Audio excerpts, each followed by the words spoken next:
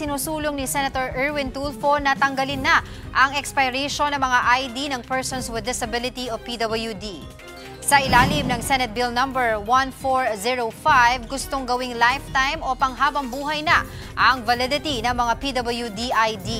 Marami raw kasi sa mga kapatid nating may kapansanan ang hirap na laging mag-renew ng ID pati sa gastusin. Sa ilalim ng Magna Carta for PWD, obligadong bigyan ng 20% discount sa goods and services ang mga PWD basta ipresenta lamang ang kanilang ID. Kaugnay po ng panukalang lifetime validity ng PWD ID at iba pang issue, makakasama po natin mismo si Senator Erwin Tulfo. Magandang tanghali po sa inyo, Senator. Hi, magandang tanghali, Miss Angela. Good afternoon and thank you for inviting me in your program. Opo. Sen, paano po natin makikitang maisa sa katuparan po itong panukalang lifetime validity ng PWD ID, lalo na po sa mga LGU na may mga kanya-kanya po kasi silang sistema ng pagproseso ng ID? Kaya nga po, gagawin natin isang batas. Kapag yan po ay naging naisabatas na doon pa lamang po sa Technical Working Committee, doon na po ibabalangkas yan at gagawin lahat. Pag-uusapan po yan ng iba't ibang mga sektor, particular na po ng local government units and then syempre yung PWD communities. Ito naman po naisip natin kasi po parang kung talaga yung tao po ay lifetime na po yung kanyang kapansanan, bakit po kailangan i-renew niya paulit-ulit taon-taon or every 2 years or every 3 years? Lifetime na nga po, tulad po ng may physically handicap po, hindi po talaga makalakad, lumpo po yung tao or may problema po sa paningin, bulag po siya, lifetime na po yun, hindi nagagamot. So yun po ang tinitignan natin. Pero siguro yung iba naman ho, kasi may mga disabilities po na hindi naman po nagagamot naman, may pag-asa naman na gumaling. Siguro po, kaya nga pag-aaralan po ng Technical Working Committee po yan kung paano gagawin, ano hong magandang gawin. Pero yung naisip po natin, yung may mga permanent disability, yun po dapat ang hindi na kailangan mag-renew ng mga PWD card. Right. Senator, kasi isa po sa mga nagiging issue dito ay ginagamit po ng mga mapang-abuso itong mga ID na ito, gumagawa po ng peke para makahingi po sila ng discount sa mga establishment. So, I was wondering sa ilalim po ng itong magiging batas na inyo pong ipinapanukala, how do we make sure na dapat po, kung ano po yung dapat gawin ng gobyerno para po maiwasan yung mga ganitong klaseng pang-aabuso? Mabigat po na parusa. Una, dapat po ang magsa-certify talaga yung bihasa. Kunwari, mga doktor po talaga na may certification po mula po sa mga medical or health experts na will say na ito si Mr. So-and-so, lifetime na ito na nakakonfine sa wheelchair or ito ay lifetime na siya talagang may problema sa kanyang paningin or sa kanyang eyesight. So yung mga ganito pong mga sistema. Tapos, ang gagawin ho natin yan, kasama po kaakibat po yung mabigat na penalty. Kapag ikaw ay nahuli na hindi ka naman talaga PWD at gumagamit ka lang, pinipeke mo yung sakit mo, dapat may mabigat na kaparusahan. For example, first offense po, 1 to 2 years imprisonment. Pangalawang offense, nahuli ka na naman na gumagamit ka na para sa mga discount ng mga PWD ID. Dapat may kulong ka na mahaba-haba na po siguro mga 10 to 20 years para po matuto at madala. Pati yung kasabwat po nila, yung magbibigay po ng ID sa LGU, dapat po makulong din.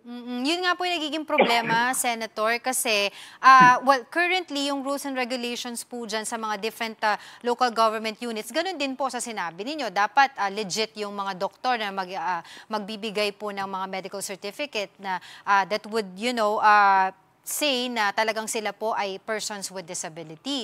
Ang nangyayari po kasi, legit yung ID, pero yung mga, kumbaga, pakiusap siguro sa doktor or kung saan man nilang nakuha yung mga medical certificate nila, kaya nakakalusot doon mismo sa pagbibigay ng PWD ID. Ang problema kasi po dyan, ma'am, ay yung parusa. Pag nagkaganyan, ikaw ay doktor, medical professional ka, nag-certify ka na ito ay PWD, gayong hindi naman po, dapat tanggalan ka po ng lisensya, perpetual disqualification from your career as doctor. Para rin po abogado, may madidisbar ka, ito po, itatanggalan ka rin ng lisensya.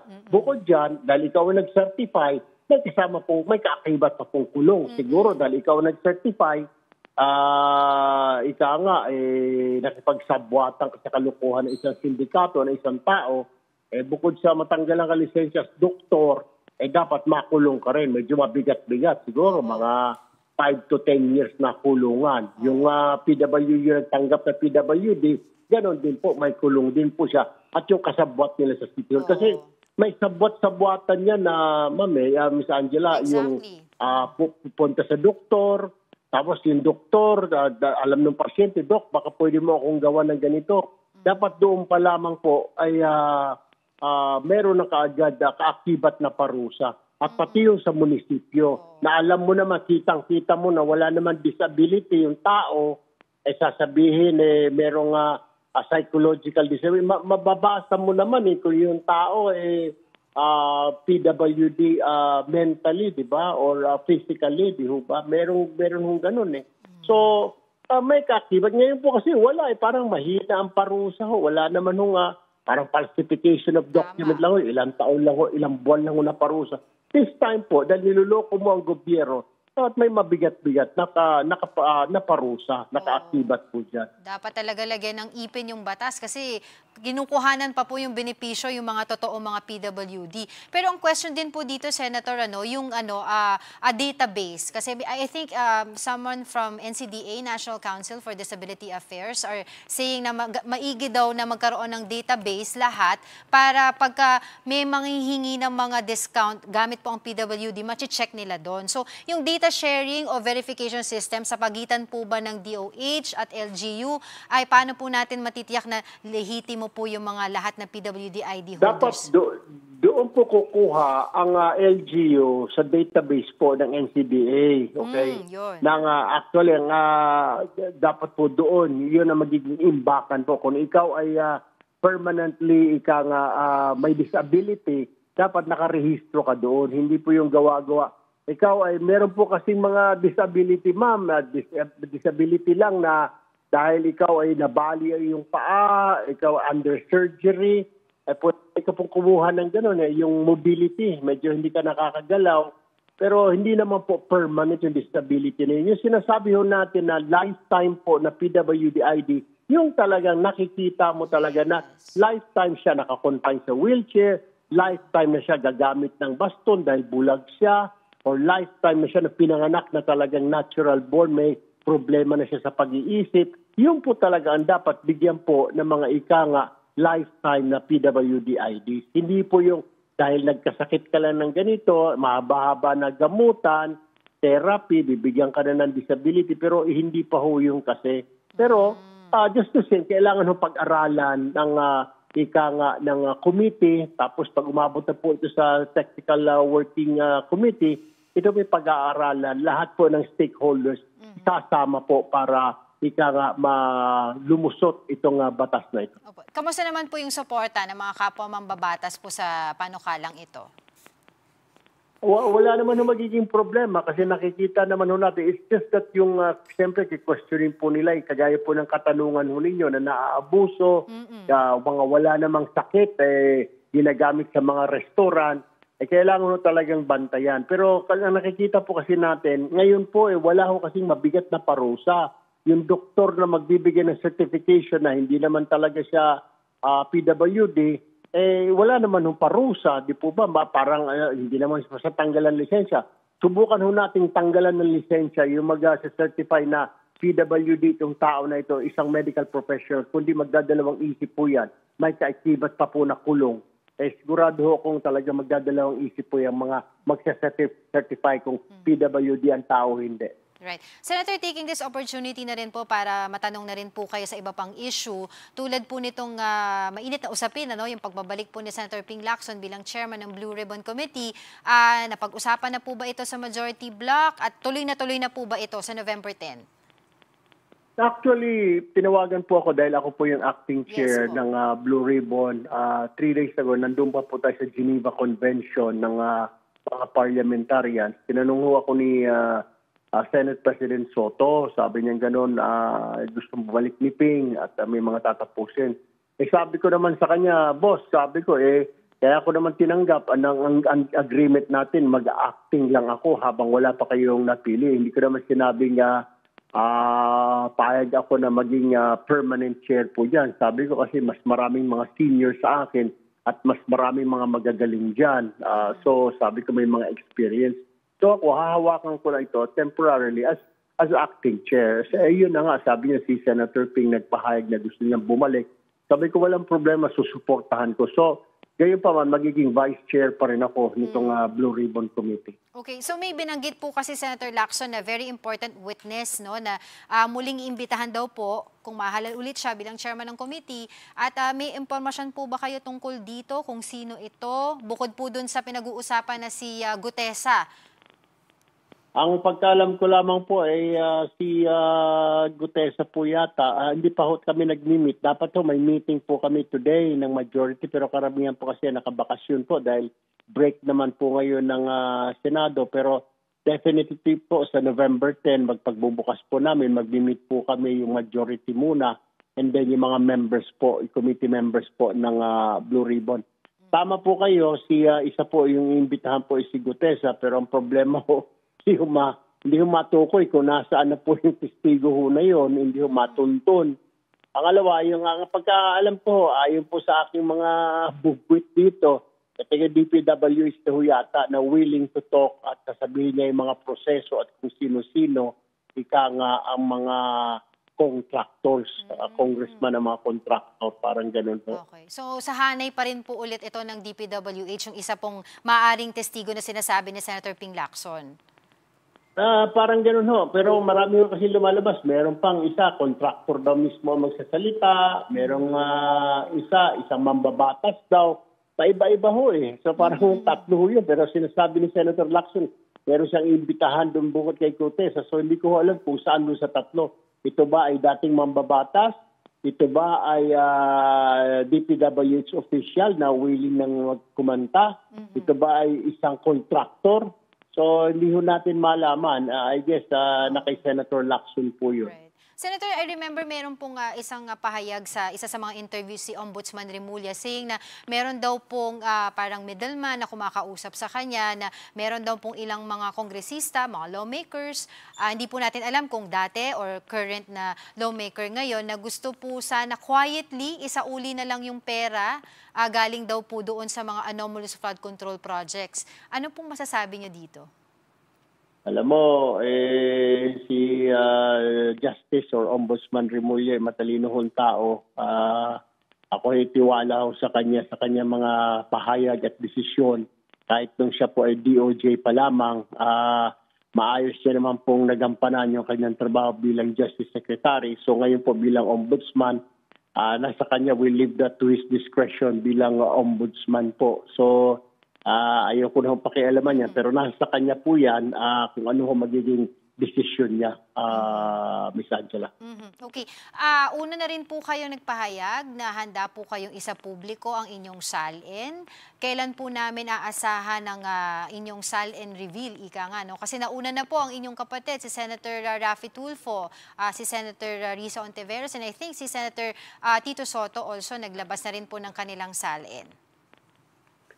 Nasa Senate Secretary na po. Mukhang ang balita ko kanina, marami hong ilalabas na mga SALN ng mga iba't ibang senador po ngayong araw. So, ngayong araw ho, ilalabas yung mga SALN po namin. Ngayon lang pinayagan ko na ho dahil nasa labas po ako, I was out of the country, kaya hindi po tayo nakapagpalabas kaagad ng SALN natin. They were trying to get in touch with me. Nag-attend po tayo ng Interparliamentary Conference po sa Geneva.